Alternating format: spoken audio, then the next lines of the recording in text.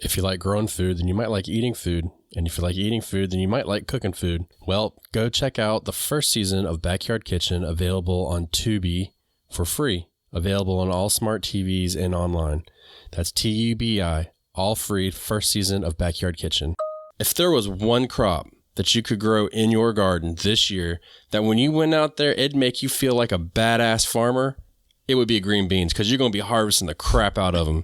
So basically, you should grow green beans right here on the Backyard Gardens podcast. To have a good harvest, one must plant good seeds and must also use the right kind of fertilizer.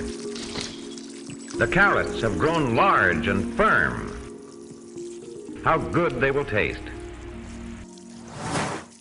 Welcome to the Backyard Gardens podcast, where we talk about all things gardening. We're your hosts, Ben in Batavia, and you can find me gardening in the country.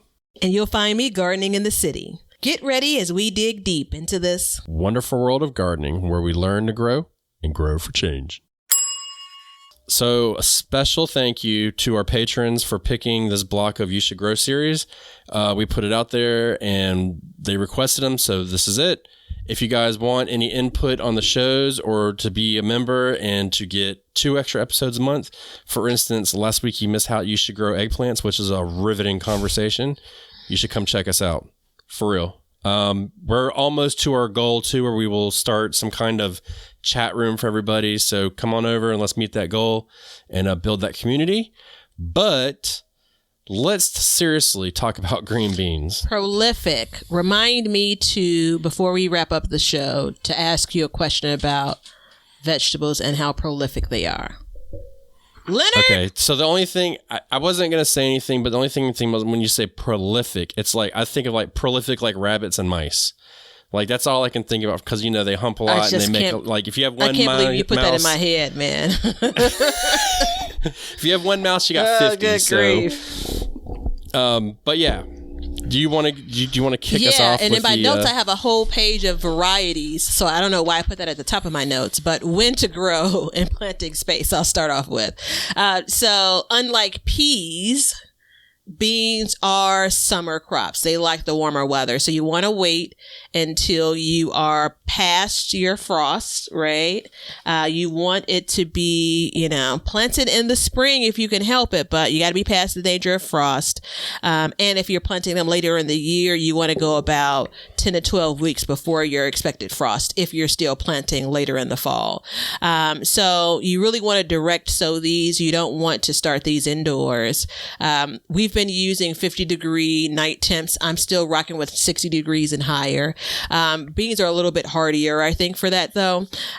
You can plant these, and it speaks to my heart because you can crowd these pretty much. You want to plant them an inch deep, and you want to go a couple of inches apart if you're planting multiple beans. I should have opened up with the idea of bush beans and then their kind of runner or pole beans, like that's the same thing.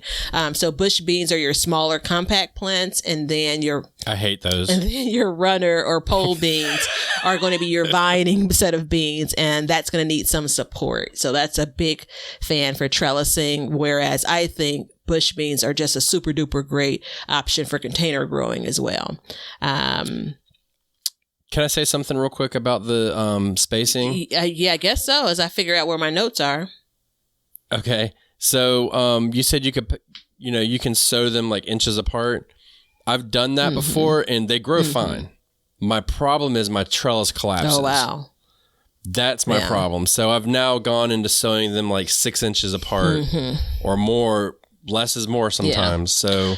So they will grow fine. Don't get me wrong. But my trellis just didn't really handle it well. So I'm doing a combination of like 1 or 2 sets of pole beans, because one of them is a part of what we're growing new this year. So I try to commit to that.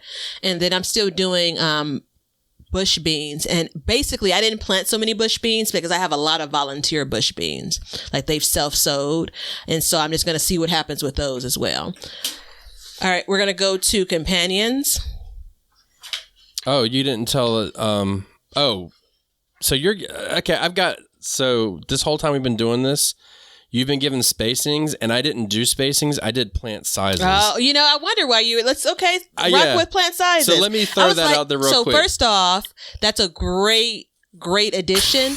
But second off, it's an addition. Like, I don't remember that being part of the formula, but it's been written. Plant size. That's okay. So listen to this spread: 2 to 15 feet tall. So 2 feet tall is obviously bush beans. But it's just funny, like, if you don't know that there's bush beans, you're like, what the hell is this? I cannot decide. And then how wide they are. It's about 2 to 3 feet wide. So mine go up, like right now, at the time of this recording, mine have shot up, and they just look like little, string beans, like just a string. But then they start from the top and work their way down and bush out all the way. So, it can be a little deceiving. You can look at it and be like, I should have planted more. Yeah.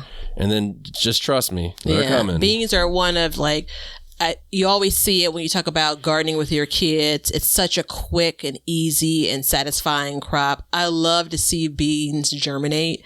It's just really a fun plant. And I never liked beans, green beans in particular, as much as I do now as a kid. It was that classic, like, it's a green thing. But anyway, I'm a big fan of them now. All right. So... my turn on companions? Yeah, I think so. Okay. So look, everybody. Beans. What do we know? The Three Sisters, okay? We got it out of our system. I was so close to doing a Three Sisters planting this year. So close, but go on. Yeah, not me. Corn, cucumber, eggplants, and radishes. Potatoes, broccoli, cabbage, carrots, kale, and tomatoes. There were more on the list, but as we go through these, I want to remind you that I pick and chose as I did them to not as many flowers. So like marigolds and nasturtiums, they make the lists, but I wanted to keep it to basically foods that you would definitely be planting. There was some, off the wall stuff that I'd never even heard of. I saw in there. So I kind of chose to skip them. Basically the good thing about the beans is they're friendly. They're just a community plant, they just love everybody. So the foes, which is interesting, I'm going to get into this, is beets, onions, garlic, and peppers. The beets will actually hinder the growth of the green bean. So this proves to you that I'm learning something right now as we do these series, because in my bed I have green beans, beets, and garlic, which is also related to the onions. So it's like I'm just like totally messing up, but they're growing good for right now. So we'll see. Pests. And I may even have a pepper in the bed. I can't remember. Yeah. So yeah, I'm not doing too well in that aspect. But, they really get along with a lot of things. And if you look at them like beets, onions, and garlic, like you're not really growing them throughout the summer together. Onions, I'd say, yeah. But... yeah, onions will. I take that back. I misspoke. Onions you will, but like garlic, no. And then peppers you could. So that could be an issue. Which, no, never mind. I got my vegetables confused. Okay. And as you're looking, if you're really doing a deep dive into foes in particular, like I try to make the distinction between what is a problem as the plant grows up versus what is a problem that can create issues in your soil. So those are two different things. And it's hard to find the distinction between those things, but I'm going to move on. Yeah. Well, I just, in case there's somebody that just signed in right now, this kind of, again, goes into our issue with companion planting, and that includes faux planting. So just keep that in mind as we go through these. But yeah, I agree with you. There's conflicting information I saw too, which aggravated me. But so I have a whole page of a chart, 2 pages of a chart with pests, and I combined mine. Luckily, I'm going over both of them, pests and diseases. So although you can't read it, whole page of it. So I'm going to start off with what I'm going to go with for pests, and I'm just going to list them off: aphids, slugs and snails, stink bugs, white flies, wire worms, which I've never heard of, cucumber beetles, cutworms, Japanese beetles, leaf hoppers, and Mexican bean beetles. That's what I have for pests, and I have something separate for things like funguses and such. Let me add in my pests real quick, because I have spider mites again, and deer. Specifically deer for this one, which is odd because honestly, once they get growing, I've never had an issue. And, I have issues with deer, but I've never really had an issue with deer once they get up and they go. So that's something to think about. But go ahead. Do the deer just eat the plant? Is that? Yeah, they just go through and they'll eat the leaves off the plant. So, and a lot of times they'll eat the leaves off the plant, but then the plant will still come back if it's growing strong enough. But you never know. Root's still there. I don't want to take that chance. I definitely don't want one of our listeners to take that chance. Okay. So the word is spelled ANTHRACNOSE, anthracnose. It's a fungus. It looks yellow, brown, purple, black spots on leaves. So I'm going to leave it at that. Next up, white mold, pale gray, water-soaked areas of stems, leaves, and other parts of the plant that enlarge and develop white cottony growth. I'm just getting so freaked out. Hey, but this is real life here, people. This kind of stuff happens, right? This is the stuff that we deal with. And then I have two more listed. Powdery mildew, which, it's almost beloved because it happens so often, right? So that's a fungus. And then the mosaic virus. And in the mosaic, powdery mildew, we know are white spots on leaves that can basically ultimately sacrifice the plant. Mosaic virus leaves show green mottling and may be distorted, blistered, curled downward, or it may stunt the plants. And so I'm going to go back through, and mosaic virus, destroy infected plants. Powdery mildew, destroy infected plants. The word that I spelled, the fungus, destroy infected plants as far as control and prevention. The chart's pretty helpful. And this is, again, I'm going to call it a trusted source. I'm pretty sure I got this off of an extension service. And I'm saying destroy affected plants if your attempts at treating it weren't successful. Even if you were able to treat it to save those plants, don't add these kind of plants to your compost or anything like that. No, you definitely need to. Some people say bag them up and throw them away. Me, I have a lot of woods around my house, so I just take them to a separate area and get rid of them. But you definitely need to do something. Now, I want to remind people that when it comes to diseases and pests, a healthier plant is not as susceptible to diseases, pests, molds, and fungus. So just remember that if you're taking care of your plants, you're already doing a step of prevention as it is. If you're consistent with your watering, you've maybe fed it and it's nice and strong, then you're doing the right thing. You're not stepping on it all the time, and, all that good stuff. So just remember that when you're moving forward in these things, because it's like Batavia said, when it comes to diseases, like, this is the real business. You know what I'm saying? We can sit here all day and talk about, like, oh yeah, we pick all the green beans in the world till our fingers bleed and it's all happy and, all that stuff. But the fact of the matter is, like, yeah, we deal with this stuff, and a lot of times people deal with it quietly. Yeah. They don't want to say it, so it happens. Yeah. There's so a couple of things, not necessarily with beans, because you don't want to buy transplants for beans.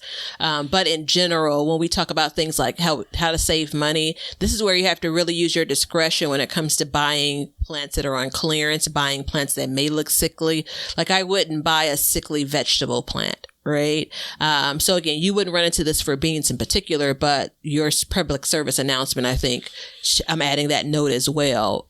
When you're talking about your beans in particular, because in the right conditions, they germinate and produce so quickly. If there's something going wrong with a plant that you have, pull it out. And if you want to replant, do that, but move on from it. Yeah. Don't spend a bunch of time chasing off of, they're going to produce a lot if they produce, but you don't want to spend a bunch of time chasing after something that you could spend your time, doing something more productive with. No, you got to make it happen, Captain. So let's talk about harvesting. Early and often. Basically. So harvest when they're young and frequently, and the number or the size that I read is about the size of a pencil. Now I wanted to give you what I read, but what I do is I harvest it just before you start to see the bean lumps. So, once you start seeing those bean lumps, it's too late.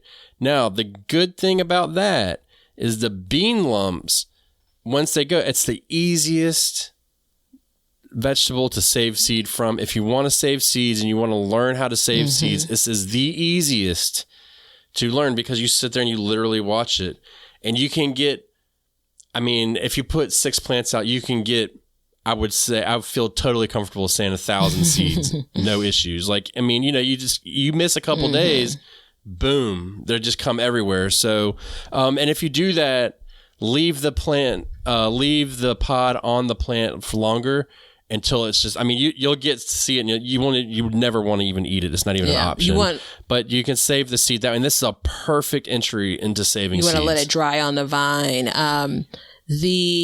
The reason why I said I had volunteers, it's because I let some beans go. It wasn't intentional. I let some beans go. They broke up. And funny enough, it's the funniest thing to me because when I was moving all of that dirt around, remember I told you about this when I was replacing the mulch for the front yard garden, I have like lettuce and green beans volunteering in my street side flower bed because that's where I moved that soil to. And now I'm like, oh, of course.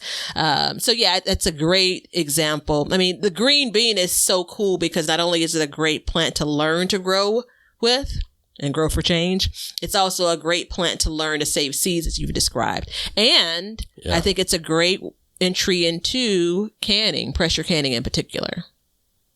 Yeah, it's one of the and it's actually the reason why we got into pressure canning because we knew it was so easy. So the first food that my son ever ate was green beans that we grew. And because he ate that, we knew that, hey, we've got to have to can this and figure it out. So that's what got us started because it's literally, it's one of the shorter canning times and it's just beans in a jar. That's all it is. It's not mixing anything. It's not doing anything crazy. There's no recipes. It's just boom. And you know what you're going to get. You're going to get the exact same thing you're going to get from the store. And we actually can them in different sizes. So we have our green bean casserole jars, which are the big jars. And then we have our regular serving ones, which are the smaller jars. So you can get creative and do stuff like that as well. My body is telling me that my attempt to have good posture is weighing on me. So my absolute favorite way to eat green beans is a little bit of oil and pan frying them. There's nothing like fresh green beans from the garden. And I'm just, and I actually rediscovered it in that August challenge, the 31 days of lunch last year. I'm so excited about it coming into this year. I mean, who's excited about green beans? I am. I did note, and Stacy, when we had her on the Backyard Gardens podcast for Seed and Trellis, she reminded me of this. Unlike peas, again, you don't really want to eat a bunch of green beans fresh, meaning raw. So I have some notes here. Raw green beans, if you're eating them uncooked, may lead to nausea, diarrhea, bloating, or vomiting due to the lectin content. And you neutralize it when you cook it. Right. So I'm not saying that you can't put a green bean in your mouth in the garden, but just don't take a seed and start eating a bunch of them. I've eaten them raw before, but I've never eaten like fistfuls of them. You know what I mean? Yeah, like a whole serving. I think if you ate a lot of them. Yeah, if you're like, for lunch, I'm having raw green beans. Give me a pound. I think you'd probably have an issue. I want to go over the nutrition real quick. So 1 cup of green beans is 31 calories. It was like 0.1 grams of fat or something, not really measurable. 209 milligrams of potassium, 7 grams of carbs, 3.4 grams of fiber, 1.8 grams of protein, and only 27% vitamin C. So again, this is not one of those high nutrient dishes. I think what it is it's a filler. It's a filler vegetable, which is good to know. I mean, if I was going to sit down, of the 3 that we've done so far, and I was going to sit down and actually eat a meal of a vegetable, it would have to be the eggplant. That was the patron only one. So if you want to see it, you can go check it out, become a patron. But that was the one that had the most nutrient dense to it. So it's just interesting because as something as prolific as a green bean is, and when I say prolific, I mean you're going to be out there picking green beans all the time. I have 2 things now. We're running out of time here. We're running out of time. But as far as like for prolific, it's interesting that evolutionary wise or creation wise, however you look at it, that the nutrition is not as packed in there as you would think. So, all right, 2 things. Go ahead, Batavia. You made me stutter. I know. And everything. I'm sorry, brother. 2 things: rapid speed. In one of the areas I checked, Batavia's rapid speed. I am so ridiculous. I know. So 10 different types, because we want to hear what you're growing, what kind of beans you're growing.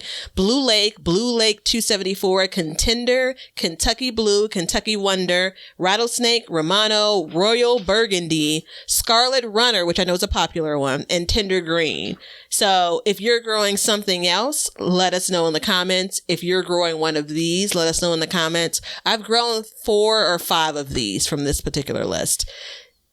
Yeah.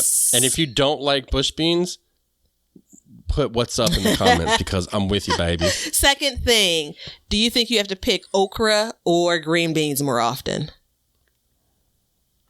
I think okra because it's more devastating when you miss it. Yeah, I think so too. All right. That's what I got. All right.